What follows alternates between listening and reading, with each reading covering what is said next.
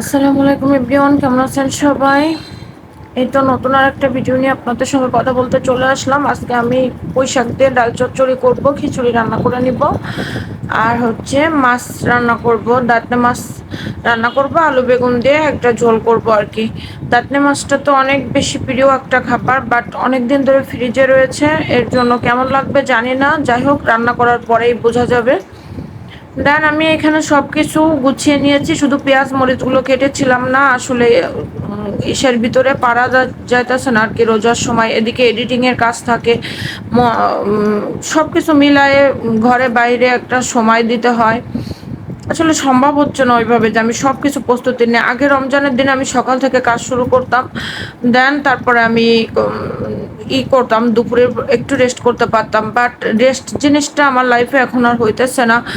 আর আজকে সকালে যে ভিডিওগুলো আপলোড দিয়েছি, আসলে এই ভিডিওগুলো আমি এডিটিং রাতেই করেছি। আজকে রাতে আমার ঘুমটা খুবই কম হয়েছে, কারণ সকালে এত বেশি এডিটিং করতে গেলে আমার সাংসারিক কিছু কাজকর্মে কিছু ব্যাঘাত ঘটতেছে আর কি। তবে যেদিন পারি সেদিন করার চেষ্টা করি। আগে আমি রাত্রে জাগতে পারতাম, বাট এখন আর আমি রাত জেগে কোনো কাজই করতে পারি না। বাট গতকালকে আমি একটু কষ্ট করে করেছি। আমার বাবাটা ইফতারিতে খিচুড়ি খাবে, তাই আমি এখানে কয় পদের ডাল নিয়েছি আপনারা কেউ বলতে পারবেন? এখানে আমি 3 পদের ডাল নিয়েছি, মসুরির ডাল, মুগের ডাল, আর হচ্ছে মাসকলার ডাউল নিয়েছিলাম, 4 পদের, আর নিয়েছিলাম হচ্ছে ছোলার ডাউল নিয়েছিলাম অল্প কিছু। আমি সব রকমের ডাল একসাথে দিয়ে খিচুড়ি রান্না করতে অনেক বেশি পছন্দ করি। মশলাটা সুন্দরভাবে কষানো হয়ে গিয়েছে, দেন এখানে আমি এখন পরিমাণ মতো মশলাটা কষানো হয়ে গেলে চালগুলো দিয়ে আমি 10 মিনিটের মতো একটু ভেজে নেবো। ভাজি হয়ে গেলে তারপরে আমি এটাকে রাইস কুকারে বসাবো। রাইস কুকারে বসিয়ে আমি পানি দিয়ে দিব আর কি, পরিমাণ মতো। পানিটা কিন্তু আমি যে কড়াইয়ে আমি চাল ডালটা ভেজেছি ওই কড়াইটাতে পানি দিয়ে পানিটা আমি গরম করে নিয়েছি। এবার আমি খিচুড়িটা বসিয়ে দিলাম। এখানে আমি দাঁতে মাছগুলো একটু ফ্রাই করে নিব। এটাকে আবার কেউ তেলাপিয়া মাছ ভাবে ভুল করবেন না, এটা কিন্তু খুব দামি একটা মাছ এবং খুব স্বাদের একটা মাছ এটা। যাই হোক, এখানে লবণ হলুদ মরিচের গুঁড়া দিয়ে আমি মাছটা ম্যারিনেট করে রাখলাম। তারপরে এই যে ডালটা ভিজিয়ে রেখেছিলাম পুঁই শাকের জন্য, সেই ডালটা আমি তুলে নিলাম। আসলে ক্লিপগুলো এভাবে একের পর এক আসে, কারণ আমি তো একসাথে অনেকগুলো কাজ করি, এর জন্য যখন যেটা তখন সে ক্লিপটা নিই, তাই এভাবে আসে আর কি। আমার বাবাটা কোচিংয়ে গিয়েছে পড়ার জন্য, সেখান থেকে হয়তো একটু পরেই আসবে। যাই হোক, কিছুদিন পরে তো এমনিতেই বড় একটা ছুটি পড়বে, তারপরে ম্যাথে তো অনেক প্রবলেম। কি করবো, এখনো পর্যন্ত বাজারে গাইডটাই পেলাম না যে গাইডটা কিনে পড়াশোনাটা ভালোভাবে শুরু করে দিব। রমজান না গেলে আসলে পড়াশোনা হবে না। এত বড় একটা লং ছুটি পড়েছে স্কুলে, এই ছুটিতে আসলে যারা অন্য ধর্মের তাদের অনেক লাভ হইতেছে, তারা তো পড়তে পারতেছে। এদিকে রোজা থেকে দিনে ক্লান্ত, ওদিকে সকালবেলা কোচিংয়ে চলে যায়, 10টা 11টা বেজে যায়, মানে ঘুমও হয় না। সব কিছু মিলে আমার ছেলেটা অনেক প্রেশারের উপরে আসছে। যাই হোক, 26 27 রোজা পর্যন্ত কোচিং খোলা থাকবে, তারপরে হয়তো কিছুদিন বন্ধ দেবে, আর ঈদের পরে হয়তো কোচিং খুলবে। ওই কয়টা দিন অন্তত আমার ছেলেটাকে একটু রেস্ট দিতে হবে, কারণ ও অনেক বেশি টায়ার্ড হয়ে পড়েছে। ভোর রাতে খাওয়া দাওয়া করে একবার অজু করলে হাত মুখ ধোয়ার শেষে কিন্তু ঘুমটা আসলে চলে যায়। তারপরে যে সময়টাতে ঘুম আসে মানুষের, ওই সময়টাতে উঠেই আমার বাবাটার কোচিংয়ে চলে যেতে হয়। আজও সে চলে গিয়েছে। যাই হোক, এই যে তারপর আমি একটু বাগার দিয়ে নিয়েছি, দিয়ে খিচুড়িটা নামিয়ে ফেলেছি। খিচুড়িটা পাতলা ছিল, বাট অত বেশি গলায় নাই, কারণ গলানোর সময় আমার হাতে ছিল না। আর গতকালকার যে ইফতারিগুলো ছিল সেগুলোকে আমি একটু গরম করে নিয়েছি। সেগুলোকে গরম করে নেওয়ার পরে আমি মাছটা ভাজি করতে দিয়ে দিলাম। দেখলাম যে ইফতারির টাইমের এখন একটু দেরি আছে, তাই আমি এখানে মাছ ভাজি করতে দিয়ে দিয়েছি। মাছটা এপাশ ওপাশ করে সুন্দরভাবে ভাজি হয়ে গেলে তারপরে আমি মাছগুলোকে নামিয়ে নিব। আর মাছটা ভাজি করতে দিয়ে এর ভিতরে আমি ইফতারি রেডি করতেছিলাম, শরবত বানাচ্ছিলাম, আর অন্যান্য কাজগুলো করতেছিলাম। এই যে মাছগুলো দেখেন আমি উল্টিয়ে দিয়েছি, তবে ভালো লেগেছে তরকারিটা, খারাপ হয় না, যেহেতু বেগুন দিয়েছিলাম তরকারিটা ভালো লেগেছে।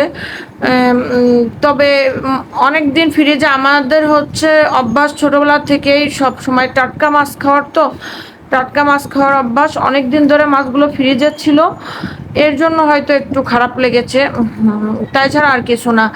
তবে মাছটা যেমনই হোক না কেন আমি ভালোভাবে রান্না করার চেষ্টা করেছি। দেন এখানে আমি পুঁই শাক আর মুসুরির ডাল দিয়ে চচ্চড়িটা বসিয়ে দিলাম। এখানে আদা রসুন পেস্ট দিয়েছি সামান্য একটু পরিমাণ, আর হচ্ছে আলু, পুঁই শাক, মুসুরির ডাল, পেঁয়াজ, কাঁচামরিচ আর তেল, লবণ, হলুদ, জাস্ট এতটুকু মশলা ব্যবহার করেছি। নামানোর আগে একটুখানি জিরে গুঁড়া দিয়ে নামিয়ে নিয়েছিলাম।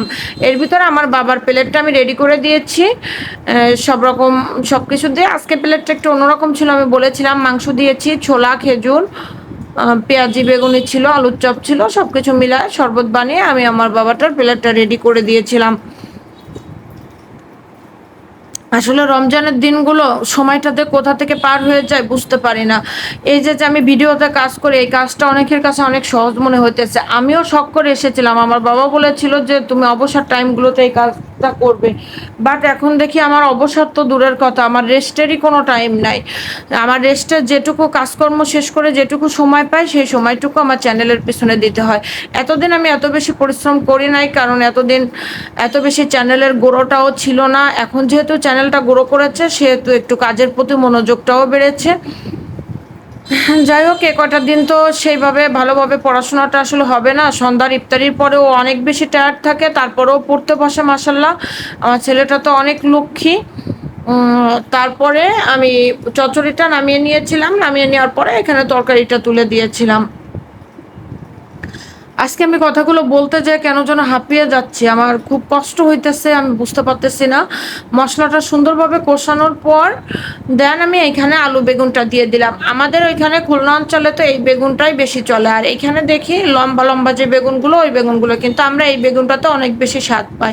এই এই বেগুনটা দিয়ে চাক ভাজি যেমন, তোমরা এই বেগুনটা দিয়ে যদি ই কোরাল মাছ রান্না করা হয় তাহলে তো অনেক বেশি মজা লাগে। এই যে তারপর আমি এখানে এই পানিটা কিন্তু আমি কষানোর জন্য দিয়েছি। মাছ, আলু আর বেগুনটা সুন্দরভাবে কষানো হয়ে যাবে। এখনো মশলাটা তো কষিয়ে নিয়েছে, এখন আবার এই পানিটা দিয়ে কষানো হয়ে গেলে তারপর আমি এখানে ঝোলের পানি দেব। অনেকে করে একটুখানি নাড়াচাড়া দিয়ে মশলাটা কোনো রকমে কষানো হলে এর ভিতরে ঝোলের পানিটা দিয়ে দেয়, সেই তরকারিটার থেকে কিন্তু একটা আদা রসুনের একটা ব্যাড স্মেল আসে। যাই হোক, এই যে এখন আমি ঝোলের পানি দিয়ে দিয়েছি, এই পানিটা টেনে গেলে নামানোর আগে একটুখানি জিরা গুঁড়া দিয়ে আমি নামিয়ে নিব। এই যে আমার তরকারিটা প্রায় কমপ্লিট হয়ে গিয়েছে। এখন এই পর্যায়ে আমি জিরা গুঁড়া দিয়ে দিব, দিয়ে তরকারিটা নামিয়ে তারপরে আমি নামাজ পড়তে বসেছিলাম। যাই হোক, এই যে এটা আমার তরকারি ফাইনাল লুক। আর ডালের যে ফাইনাল লুকটা ওইটা তো আসলে আমি দেখাইতে পারছিলাম না, কারণ ওটা যেহেতু গরম করতে হবে এর জন্য আমি অন্য একটা পাত্রে ঢেলেছিলাম। তবে অনেক বেশি মজা হয়েছিল পুঁই শাক ডাল চচ্চড়িটা। এটা তো আমার অনেক ফেভারিট একটা খাবার, এর জন্য করেছিলাম। আমি সবসময় আমার জন্য ভাবছিলাম যে মাছ রান্না করলে হয়তো ভাত খেতে পারবো, বাট আমি কালকেও ওইভাবে ভাত খেতে পারি নাই। পরে ভোর রাতে আমার বাবার জন্য আমি এখানে একটা ডিম পোস্ট করে নিব। ডিমটা সিদ্ধ করা হয়েছিল না, আসলে ডিমটা পোস্ট করে নিয়েছিলাম।